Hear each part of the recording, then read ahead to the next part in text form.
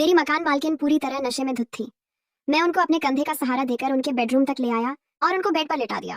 वो बिल्कुल भी होश में नहीं थी। मैं उनको लिटाकर जैसे ही जाने लगा, वो मुझसे बोली, बेटा दरवाजा बंद करके मेरे पास आओ, मुझे तुमसे एक जरूरी बात करनी है। मैंने उनसे कहा, आंटी अभी आप बहुत नशे में हैं, आप थोड़ी देर आराम कर लीजिए, मैं उसके बाद आपके पास आता हूँ। इतना कहकर मैं वहां से जाने लगा। उन्होंने तुरंत मेरा हाथ पकड़ लिया और मुझे अपनी तरफ खींच लिया। वह बोली, बेटा तुम्हें तो पता ही है कि तुम्हारे अंकल कुछ सालों पहले मुझे छोड़कर चले गए थे। मैं बहुत महीनों से इस सुख के लिए तरस रही हूँ और अब तुम भी मुझे छोड़कर जा रहे हो। प्लीज मेरी बात मान जाओ। मैंने कहा, नहीं आंटी, ये बिल्कुल गलत है और मैं ऐसा बिल्कुल भी नहीं करूंगा। उन्होंने मुझे लालच देते हुए कहा, अगर तुम मेरी बात मान जाओ तो मैं तुम्हें एक ऑफर देना चाहती हूँ। मैंने कहा, मैं समझा नहीं आप किस तरह के ऑफर की बात कर रही हो। वो बोली, अगर तुम मेरी बात मान जाओ और मेरे साथ वो कर लो तो तुम्हारी बहन की शादी के लिए जितने पैसों की जरूरत होगी मैं वह सब दे दूंगी। आंटी की यह बात सुनकर मैं बहुत ही खुश हो गया था। मैंने सोचा अगर मैं आंटी का ये ऑफर स्वीकार कर लूंगा तो मेरी बहन की शादी के लिए मुझे पैसे भी मिल जाएंगे और साथ ही साथ मजे भी कर लूंगा। मैंने आंटी से पूछा, क्या आप सच कह रही हो? वो बोली, हाँ बिल्कुल सच कह रही हूँ, पर मैं तुम्हें पैसे तभी दूंगी अगर तुम मुझे खुश कर पाओगे। दरअसल हुआ यह था कि आंटी के पति उन्हें कुछ साल पहले छोड़कर चले गए थे और तब से वह अपने इतने बड़े घर में अकेली ही रहती है। आंटी की एक बेटी है जो उनसे दूर अमेरिका में रहती है, तो कोई ऐसा भी नहीं था जिनके साथ वह अपना दुख दर्द बांट सके, और पति भी नहीं है जो उनकी जरूरतें पूरी कर सके। कुछ महीनों पहले आंटी ने मुझे अपने घर किराए पर रखा था। सच कहूं तो आंटी दिखने में बहुत सुंदर है और उन्होंने अपने फिगर को काफी मेंटेन करके रखा हुआ है। 35 की होने के बावजूद भी वह 25 की लगती है। 5 महीने पहले मैं आंटी के यहाँ पहली बार किराए पर कमरा देखने आया था। दरवाजा उन्होंने ही खोला था और उनको देखते ही मैं तो जैसे उन्हीं में खो गया। तभी आंटी चिल्लाकर बोली, लड़के तुम्हारा ध्यान कहाँ पर है, तुमको कमरा देखना है या नहीं? मैंने कहा, हाँ आंटी प्लीज कमरा दिखा दीजिए। उसके बाद आंटी मुझे कमरा दिखाने के लिए ले गई। वह मेरे आगे चल रही थी और मैं उनके पीछे चल रहा था। मेरी नजर तो बस एक ही चीज पर टिक गई थी। मैंने कहा, आंटी आपका कमरा तो बहुत ही बड़ा है और अच्छा भी है, मैं कल ही अपना सामान लेकर यहाँ रहने आ जाऊंगा। आंटी बोली, अगर यहाँ रहना है तो कुछ नियमों का पालन भी करना पड़ेगा। मैंने पूछा, कैसे नियम? आंटी बड़े ही मस्ती भरे मिजाज में बोली, जब भी मैं तुम्हें अपने कमरे में बुलाऊंगी तो तुम्हें आना पड़ेगा। मैं तुमसे जो कुछ भी करने के लिए बोलूंगी तुम्हें वह सब करना पड़ेगा। मैंने कहा, ठीक है आंटी जी, मैं आपकी सारी बातें मानूंगा। पर मैं यही सोच रहा था कि अचानक से आंटी को यह क्या हो गया है, वो मुझसे इस तरह की बातें क्यों कर रही है। मुझे भी कोई दिक्कत नहीं थी क्योंकि वह वाकई में काफी खूबसूरत थी। उन्हें देखकर मुझे भी कुछ कुछ होने लगा था। उसके अगले ही दिन मैं अपना सारा सामान लेकर शिफ्ट हो गया था।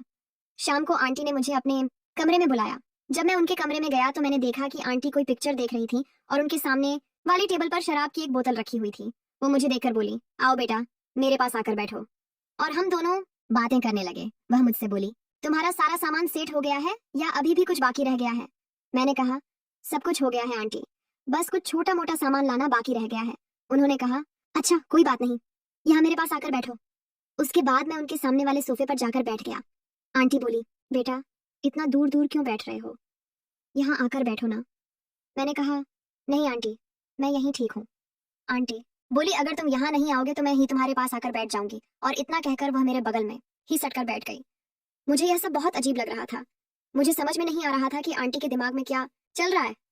मुझे असहज महसूस करता देख आंटी बोली, क्या हुआ तुम्हें, क्या तुम्हें औरतों के पास बैठना अच्छा नहीं लगता है? मैंने कहा, वो बात नहीं है आंटी, पर आप ऐसे अचानक मेरे पास आकर बैठ जाएंगी, ये मैंने कभी सोचा नहीं था। आंटी बोली, कोई बात नहीं, अच्छा अब ये बताओ तुम्हारा नाम क्या है? मैंने कहा, आंटी जी मेरा नाम करण है।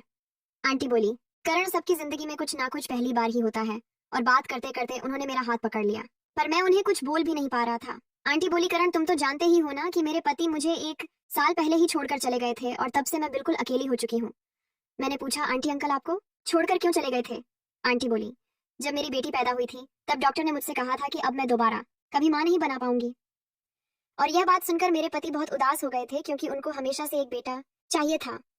कुछ महीने बीतने के बाद उन्होंने मुझसे कहा कि क्योंकि मैं उन्हें कोई वारिस नहीं दे सकती, इसीलिए वह मुझे छोड़कर दूसरी शादी करने जा रहे हैं। मैंने उन्हें बहुत समझाया था कि आज के जमाने में बेटा या बेटी में कोई फर्क नहीं होता है। जो काम एक बेटा कर सकता है वह बेटी भी कर सकती है। हमारी बेटी भी हमें वह सारे सुख दे सकती है जो एक बेटा दे सकता था। लेकिन उन्होंने मेरी कोई बात नहीं मानी और हम दोनों को छोड़कर चले गए थे। मैंने उनकी बेटी के बारे में कभी नहीं सुना था। मैंने उनसे पूछा, आंटी आप तो अपने घर में अकेली ही रहती हो, आपकी बेटी कहाँ है? आंटी बोली, वो पढ़ाई करने के लिए अमेरिका गई हुई है। कुछ देर ऐसे ही बातें करने के बाद मैं वहां से चला आया, क्योंकि मुझे सुबह ऑफिस भी जाना था। एक दिन जब शाम को मैं अपने ऑफिस से वापस आया तो मुझे आंटी के कमरे से कुछ आवाजें आती सुनाई दी। आवाजों से ऐसा लग रहा था जैसे कोई आंटी के साथ वो सब कर रहा है। पहले तो मुझे लगा कि हो सकता है कि आंटी कोई काम कर रही हो, और यही सोचकर मैं अपने कमरे में चला गया। थोड़ी देर बाद जब मैं वापस आया तो मैंने सुना कि वह आवाजें अभी भी आ रही हैं। उसके बाद मैंने आंटी के कमरे में चुपके से झांक कर देखा तो मेरे होश ही उड़ गए। आंटी एक बड़ा सा बैंगन लेकर, मुझे तो अपनी आंखों पर यकीन ही नहीं हो रहा था, पर फिर भी मैं थोड़ी देर वहीं पर खड़ा होकर वो शो देखने लग गया। मैं भी उस खूबसूरत नजारे के मजे लेने लग गया। तभी आंटी अपना काम खत्म करके बाहर आने लग गई। उनको बाहर आता देख मैं तुरंत वहां से भाग गया। मैं सोचने लगा था कि आंटी तो इस उम्र में भी बहुत मेहनती है। जब से मैंने उनको बैंगन का इस्तेमाल करके देखा था, तब से मेरे मन में उनके लिए इज्जत और भी ज्यादा बढ़ गई थी। एक शाम की बात है कि मैं बाजार जा रहा था। तभी आंटी मेरे कमरे में आ गई और बोली, बेटा बाजार जा रहे हो? मैंने कहा, जी आंटी, कुछ सब्जियां खरीदने के लिए जा रहा हूँ। आंटी बोली, बेटा मेरे लिए भी 1 किलो बैंगन ले आना। मैंने कहा, ठीक है ले आऊंगा आंटी, और इतना कहकर मैं बाजार चला गया। जब मैं वापस आया तो आंटी ने मुझे चाय पीने के लिए अपने कमरे पर बुलाया। मैं वहीं बैठकर चाय पीने लगा। तभी मेरे पापा का फोन आ गया। उनसे बात करने के बाद मैं थोड़ी टेंशन में आ गया था। मेरी शक्ल पर टेंशन देखकर आंटी ने मुझसे पूछा, क्या हो गया बेटा, पापा से बात करने के बाद तुम थोड़ा सा उदास लगने लगे हो? मैंने उनसे कहा, कुछ नहीं आंटी, बहन की शादी सिर पर आ गई है, पर अभी तक उसके लिए दहेज की व्यवस्था नहीं हो पाई है। लड़के वालों ने दहेज में RS 25 लाख मांगे हैं, पर अभी तक हमने RS 20 लाख ही जुटा पाए हैं। बस इसी बात की चिंता मुझे और मेरे परिवार को खाए जा रही है। आंटी बोली, मैं तुम्हारी मदद कर सकती हूँ, लेकिन उसके बदले तुम्हें भी मेरा एक काम करना पड़ेगा। मैंने कहा, आंटी मैं पैसों के लिए कोई भी काम करने के लिए तैयार हूँ। आंटी बोली, तुम मुझसे शादी कर लो, फिर मैं तुम्हें और तुम्हारे परिवार को कभी भी पैसों की कमी नहीं होने दूंगी। मैं उनकी बात सुनकर हैरान रह गया था। मैंने कहा, आप ये क्या बोल रही हो आंटी, मैं आपसे शादी कैसे कर सकता हूँ? आंटी ने कहा, सोच लो, मैं अभी के अभी तुम्हारे हाथ पर RS 25 लाख रखने के लिए तैयार हूँ। मुझे पैसों की इतनी ज्यादा जरूरत थी कि मैंने उनके काम के लिए हामी भर दी। फिर आंटी बोली, लेकिन एक शर्त यह भी है कि तुम अपनी बहन की शादी में नहीं जाओगे, तुम हमेशा मेरे पास ही रहोगे। मैंने कहा, ऐसा नहीं हो सकता है आंटी, अगर मैं अपनी बहन की शादी में नहीं जाऊंगा तो उसकी शादी की कोई व्यवस्था नहीं हो पाएगी। मेरे पिता बहुत ही ज्यादा बूढ़े हैं, वह इतना काम नहीं कर पाएंगे। मेरी माँ भी बहुत बीमार रहती है, मुझे अपनी बहन को भी संभालना होगा। पर आंटी मेरी बात नहीं मानी। वो बोली, नहीं, तुम अपने घर वापस नहीं जाओगे। मैं पैसे तुम्हें सिर्फ इसी शर्त पर दूंगी कि तुम अपने घर वापस नहीं जाओगे। मैंने आंटी के सामने हार मान ली और उनकी शर्त मंजूर कर ली। मैंने उनसे RS 25 लाख लेकर अपने गांव भेज दिए और उनसे शादी कर ली।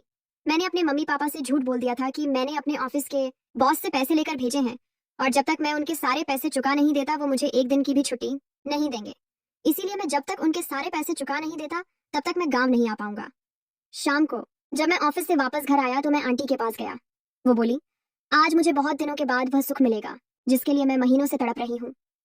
रात भर हम आपस में खोए रहे और सुबह जब मैं उठा तो आंटी ने खुश होकर मुझे गले लगा लिया। वो बोली, अरे कल रात मुझे इतना मजा आया है जितना मुझे अपनी पूरी जिंदगी में कभी नहीं आया। मैं बहुत खुश हूँ जो तुमने मेरी सारी बात मानकर मेरा अकेलापन दूर कर दिया। मैं उनके साथ फंस चुका था क्योंकि मुझे अपनी बहन के लिए पैसों की जरूरत थी। मैं इस रिश्ते से बिल्कुल भी खुश नहीं था, पर मैं और कर भी क्या सकता था। अगर मैं यह कदम नहीं उठाता तो मेरी बहन की शादी टूट जाती और उसकी जिंदगी बर्बाद हो जाती। कमेंट करके जरूर बताइएगा कि आपको यह कहानी कैसी लगी। अगर आपको यह कहानी पसंद आई हो तो इसे लाइक करें और अपने दोस्तों के साथ भी शेयर करें। आगे भी ऐसी रोमांचक कहानियों के लिए हमारे चैनल को सब्सक्राइब करें और बेल आइकन दबाना ना भूलें। अपना और अपने परिवार का ध्यान रखना। Thank you.